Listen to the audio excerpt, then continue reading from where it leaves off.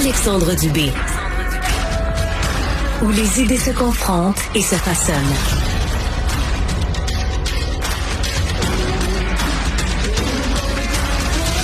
Notre regard va se porter d'abord vers ce qui se passe en Ukraine avec Georges Mercier, analyste doctorant en sciences politiques au Centre de recherche internationale de Sciences Po Paris à l'Université de Montréal. Salut Georges. Salut Alex. Est-ce qu'il y a des problèmes internes à l'horizon pour Volodymyr Zelensky? C'est ce qui semble être de plus en plus le cas. On s'était parlé cet été de cette affaire autour du fait que Zelensky renvoie un ministre de la Défense, M. Fedorov, qui était très populaire parce que ça aurait été lui qui aurait été l'architecte de la stratégie de drone. Stratégie de drone qui avait permis aux Ukrainiens de frapper plus profondément en Russie, d'amener la guerre aux Russes et qui, de ce fait, avait redonné confiance à un peuple ukrainien qui en avait besoin dans un contexte où la guerre terrestre sur le front Est, elle s'enlisait puis on ne semblait pas faire de gain de part et d'autre à ce niveau-là. Zelensky le renvoie et là, ce qu'on comprend, c'est qu'il l'aurait renvoyé parce que M. Fedorov se serait opposé aux procédures par lesquelles le ministère de la Défense ukrainien achète du matériel. Bon, il y a des affaires de corruption là-dedans, c'est pas tout à fait clair. Néanmoins, ce qui est intéressant, c'est qu'il le renvoie. Là, on a des mobilisations populaires assez importantes en Ukraine qui demandent à ce qu'il soit réinstallé. Zelensky ne le réinstalle pas. Ce que M. Fedorov a fait hier, c'est publier une vidéo où il appelle clairement à la tenue d'élections en Ukraine. Et ça, c'est significatif parce que depuis 2022, c'est peut-être le test le plus sévère au leadership de Volodymyr Zelensky. Parce que oui, dans les faits, il n'y a pas eu d'élections en Ukraine depuis le début du conflit. Il aurait dû en avoir en 2024. Pourquoi il n'y en a pas? Parce qu'il y a une loi ukrainienne qui empêche la tenue d'élections lors d'une guerre. Mais là, le problème, c'est que la guerre est dans sa 5e année. Ça fait très longtemps.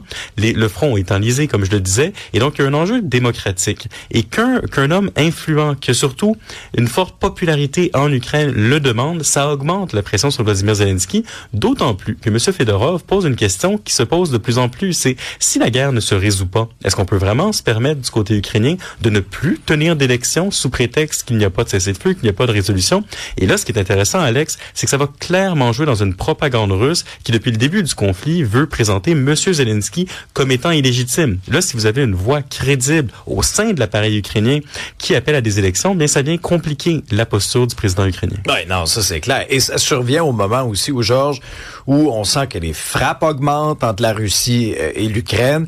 Et là, par la bande, la Russie menace maintenant le Royaume-Uni de conséquences. Oui, et ça, c'est intéressant aussi. Depuis le début du conflit en Ukraine, parce que, dire conflit en Ukraine, c'est pas tout à fait vrai. L'Ukraine se bat avec l'arsenal occidental contre les Russes. Donc, c'est un conflit qui, depuis le départ, oppose les pays occidentaux et l'Ukraine à la Russie, mais sur le terrain, ce sont les Ukrainiens qui livrent bataille. Et la grande question ici, c'était quel type d'armement on peut donner aux Ukrainiens au niveau des pays occidentaux sans que la Russie ne considère ça comme une escalade majeure et juge que nous-mêmes sommes impliqués dans le conflit, ce qui pourrait appeler des répliques. Au début, on avait des armes défensives. Après, on est passé à des missiles de plus ou moins longue portée. Après, on est passé à des missiles de longue portée. Donc, on déplace toujours le seuil, essentiellement, du type d'armement qu'on donne à l'Ukraine. Et là, vous avez eu une attaque massive de drones ukrainiens où les Ukrainiens se seraient servis d'un drone britannique. Évidemment, les Russes prennent ce prétexte-là pour dire les Britanniques sont désormais plus impliqués, ça devrait appeler des conséquences.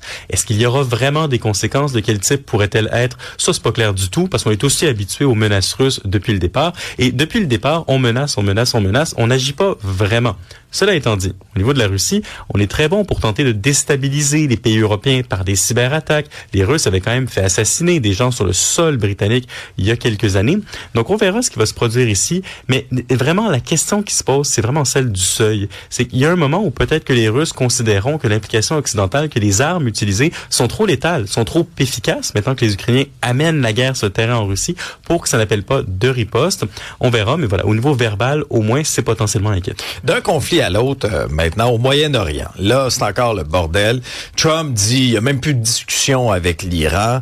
Qu'est-ce qui se passe avec Hormuz? Les Américains maintiennent leur blocus.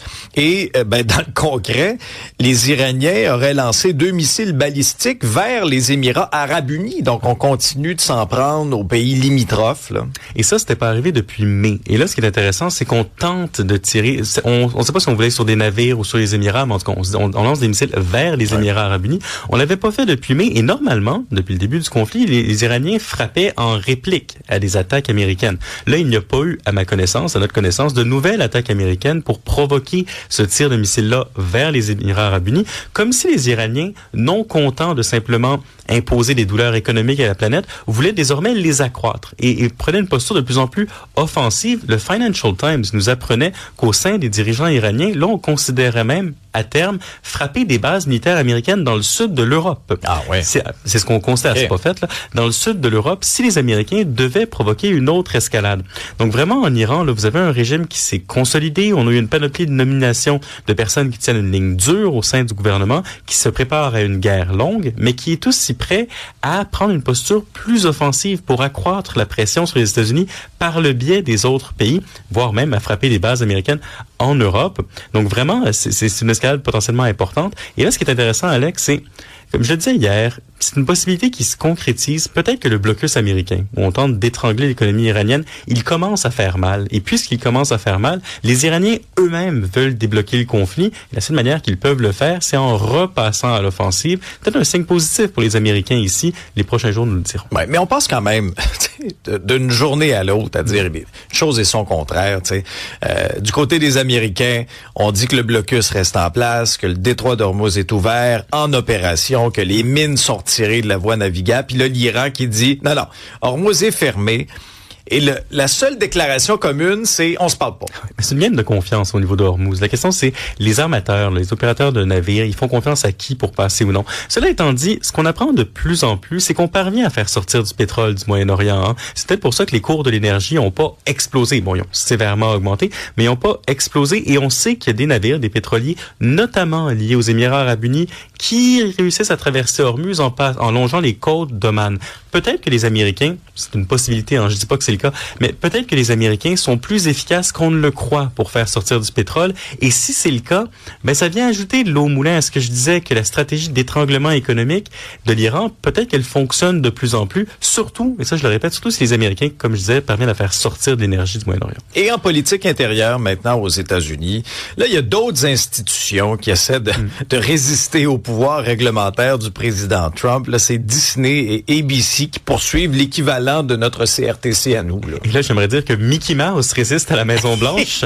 Mais en fait, ce qui se produit, c'est exactement ça. Bon, la FCC tente d'utiliser son pouvoir réglementaire pour contrôler certaines émissions. On peut penser à l'affaire de Jimmy Kimmel. Bon, Donald Trump n'aime pas Jimmy Kimmel, cet animateur de Late Night Show américain, et il avait publiquement menacé là de lui faire perdre son émission. Comment on fait ça? Ben, on utilise le pouvoir de réglementation des ondes américaines pour faire pression sur Disney.